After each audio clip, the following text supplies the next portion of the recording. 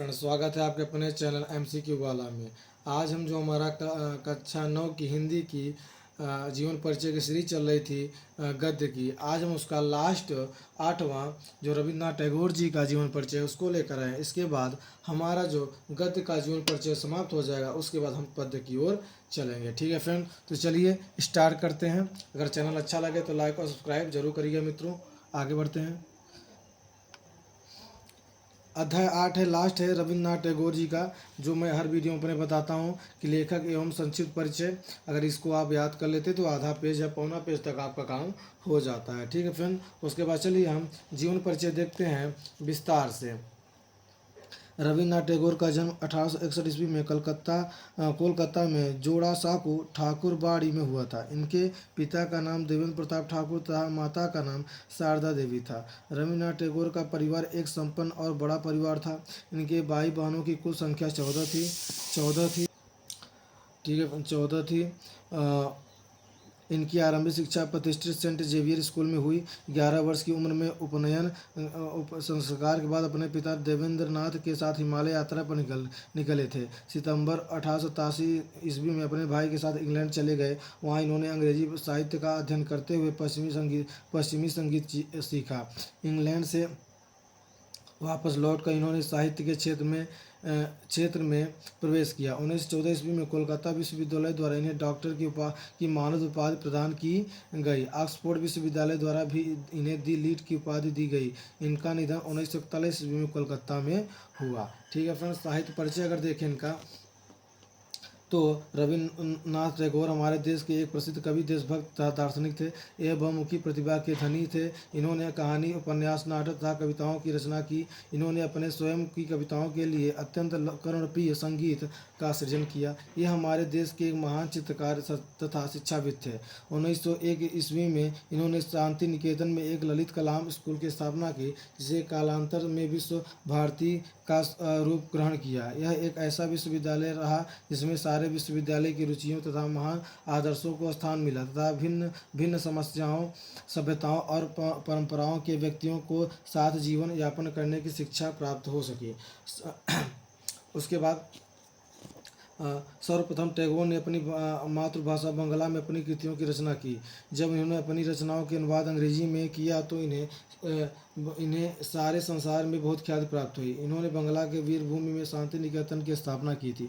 1913 में इन्हें नोबल पुरस्कार देकर सम्मानित किया गया, जो इनकी अमर कृति गीतांजलि के लिए दिया गया। यह पुरस्कार पाने वाले वह पहले भारतीय थे। गीतांजलि का अर्थ होता है गीतों की अंजलि अथवा गीतों की भेंट। यह रचना इनकी कविताओं का मुक्त काव्य में अनुवाद है, जो स्वयं टैगोर ने मौलिक बंगला से किया तथा यह प्रसिद्ध आयरिश कवि W.B. येट्स से प्राक्यथ के साथ प्रकाशित हुई। यह रचना भक्ति गीतों की है, उन प्रार्थनाओं का संकलन है जो टैगोर ने परम पिता परमेश्वर के प्रति अर्पित की थी। ठीक है फ्रेंड्स, टैगोर जी का लेखन मनुष्य मात्र को सभी प्रकार के बंधन से मुक्त करने की प्रस्तावना करता है। उनके द्वारा बंगला के वीरभूमि स्थापित शांति निकेतन की शिक्षा प्रणाली के मूल में भी यही है। वे मानते हैं कि प्रकृति के सहचार में ही मानव प्रकृति का संपूर्ण उन्नयन हो सकता है और इस हेतु किसी प्रकार का बाह्य दबाव लाभकारी नहीं है। ठीक है फ्रेंड्स, चलिए आगे देखते हैं। ब्रिटिश सरकार द्वारा टैगोर को सर की उपाधि से सम्मानित किया गया, परंतु इन्होंने 1919 में जलियांवाला बाग संहार के प्रतिकार स्वरूप इस सम्मान का परित्याग कर दिया। टैगोर के पिता गहन धार्मिक भावना, देशभक्ति और अपने देशवासियों के प्रति प्रेम से ओतप्रोत है। इनकी रचना जनगण मन अधिनायक जय हो भारत का राष्ट्रगान है। बांग्लादेश का राष्ट्रगान आमार सोनार बंगाल भी इन्हीं की रचना है। टैगोर सारे संसार में अति प्रसिद्ध तथा सम्मानित भारतीय में से एक हैं। हम इन्हें अत्यधिक सम्मान पूर्वक गुरुदेव कहकर संबोधित करते हैं।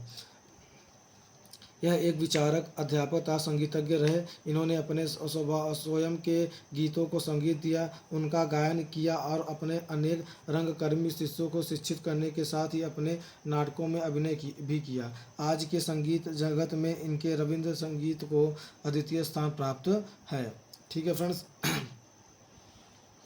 अगर देखा जाए आगे कृतियाँ इनकी, अगर कृतियाँ देखा जाए तो रविन्द्रनाथ टैगोर की निम्नलिखित कृतियाँ उल्लेखनीय हैं। कविताएं: दूज का चांद, भारत का राष्ट्रगान, जनगणमन, बागवान, मानसी, सोनार, तारी, गीतांजलि, गीतिमय, बलक आदि। कहानी संग्रह: भिखारणी, कंकाल, प्रायश्चित, दृष्टिदान आदि। कहानी: hungry stone, Kabuliwala, my lord, the baby, Nayanjore के बाबू, भिखारिनी, जिंदा अथवा मुर्दा, अनधिकारी प्रवेश, घर वापसी, मास्टर साहब और पोस्ट मास्टर। उपन्यास: गोरा, नाव, दुर्घटना, the home and the world, आँख की किरकिरी, राजर्षि, चोखरे बाली घरे बाइरे। नाटक: पोस्ट ऑफिस, बलिदान, प्रकृति का प्रतिरोध, मुक्तधारा, नातिर पूजा, चांडालिका, फाल्गुनी, वाल्मीकि प्रतिभा, राजा और रानी, रुद्रचंड, विसर्जन, चित्रांगदा। निबंध व भाषण: मानवता की आवाज़। भाषा शैली: अगर भाषा शैली इनकी देखी जाए तो भाषा शैली इनकी भाषा सहज, प्रवाहपूर्ण एवं प्रभावशाली है। यह अनेक भाषाओं के ज्ञाता थे, इसलिए इनकी रचनाओं में कई भाषाओं के शब्द मिलते हैं। विषय और प्रसंग के अनुरूप इन्होंने परिचयात्मक, विवेचनात्मक, आत्मकथात्मक, निबंधात्मक आदि शैलियों को अपनाए। ठीक है फ्रेंड्स, तो यहाँ पर हमारा जो पद्य का जीवन परिचय होता है समाप्त होता है। नेक्स्ट अगर हम भाग में मिलते हैं तो आपके साथ मिलेंगे पद्य के भाग के साथ। ठीक है फ्रेंड, अगर आपने अभी तक वीडियो को नहीं देखा है तो जाइए और देखिए, और चैनल को लाइक और सब्सक्राइब अपने मित्रों में ज़रूर से ज़रूर शेयर किए मित्रों। तब तक के लिए जय हिंद, जय भारत।